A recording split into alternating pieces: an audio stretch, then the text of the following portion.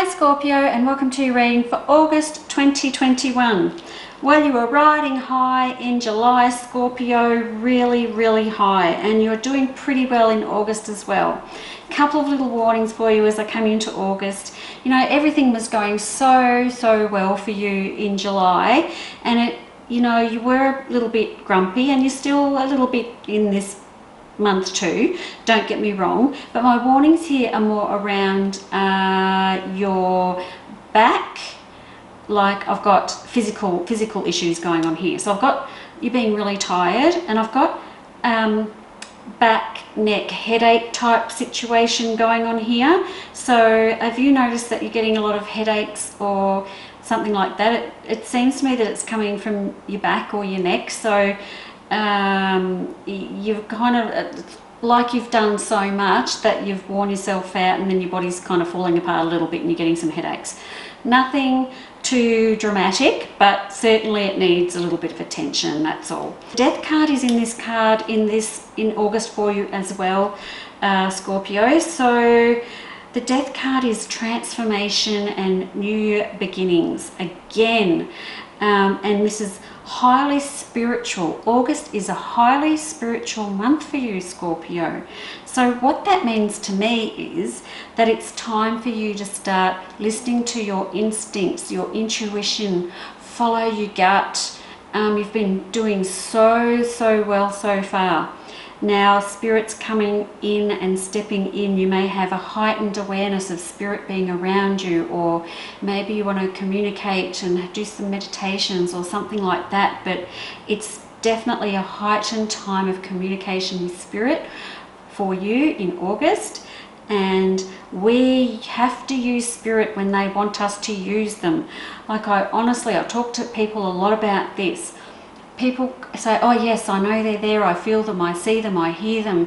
That's great. So what we do is we acknowledge that they're there, and then we ask them to help us with whatever it is that we want them to help us with, because they're not going to step in and help us unless we directly ask them to do it.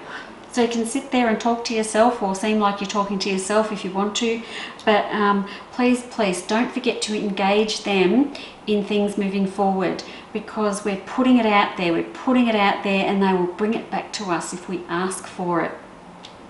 So highly communicative and intuitive month for you, Scorpio. So really important for you to trust your gut and your instincts with everything that's going on around you. As I get towards the end of the month, it's like we're making plans around money, like you've got some other plan bubbling. I know you've always got something going on. You've always got sort of like an iron in the fire, if that's how that saying goes, but there's something else. We're making some moves towards making some more money, and it's all going to be great as well. So Scorpio, you've got a little bit of a golden touch going on at the moment. You most certainly have. So keep doing what you're doing. Don't think, oh my gosh, I've done really well, I better stop now. No, keep going. You're doing so great. I don't want you to stop at all, actually. I want you to keep going. Really nice times here around being near the water and near the mountains. So I don't know if you've got a little trip booked as well. I really love that for you too. But moving forward at the end of August with lots of power and lots of strength. And I've got the Empress in here. I've got the Death card. You know, I've got lots of really big cards in here for you. The trick for you is to navigate the month without getting too tired and without worrying and getting up in your head space, which is going to give you those headaches that I just talked about before. Now the long-term relationship that's going on here too is in the background of this spread. So if you're in a long-term relationship, it does look like you're having a little bit of a pressure point, probably in the first part of August. Nothing too much to worry about. I don't think there's much going on here, except that I need you to divide your time evenly between your work and your personal life. That's probably all it is, that someone maybe needs a little bit more of your attention than you have been giving them in the past. But that's all that is. So please be aware to keep the people that are important to you happy as well. Or you don't have to keep other people happy, but you know, give them the time that they deserve. Give them some of your time, basically.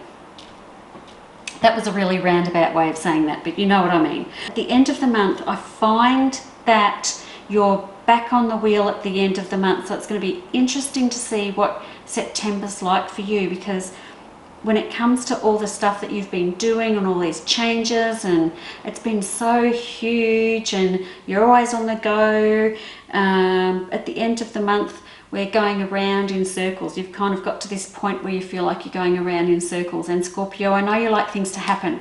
You're like a person that likes some action and some happening, and you like to see everything happening right in front of your eyes. Just because you're on the wheel doesn't mean everything's stopping. It just means maybe you have to wait for things to catch up to you, because you're always on the go, you're always moving ahead. So for you, Scorpio, this month, rest up, take care of your back and your neck and your headaches if that starts coming into play. But again, follow your gut, follow your instincts. Your intuition is really high this month, so follow it if you can. Trust your gut, take a leap of faith. It's all going to be fine if you do that, okay? And I'll see you next month. Bye-bye.